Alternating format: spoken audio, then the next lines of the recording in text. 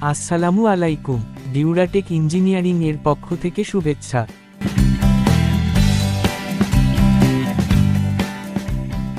আমাদের তৈরিকৃত rubber stamp seal তৈরি করার অটো ওয়াশ বা রাবার ঘষার মেশিনটি ক্রেতা ভাই কুমিল্লা থেকে এসে ডেলিভারি নিয়েছে।